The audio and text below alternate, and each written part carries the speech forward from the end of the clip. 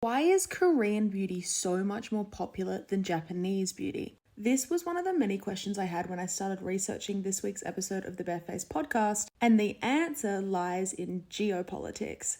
So this point here is 2016. And in 2016, South Korea and the US agreed to build a missile defense system to protect South Korea from the threat of North Korean attacks. China was not happy about this and claimed that it posed a national security risk. In retaliation, China restricted the import of South Korean products. They banned K-pop acts from touring the country, they banned K-dramas from TV, and they placed massive restrictions around the import of Korean cosmetics. I used data from the Observatory of Economic Complexity to help visualize how this impacted the country, because as we can see, South Korea is the #1 beauty importer into China, until we get to 2019 and Japan overtakes them. It's these years, 2019, 2020, 2021, that Chinese beauty imports are just booming.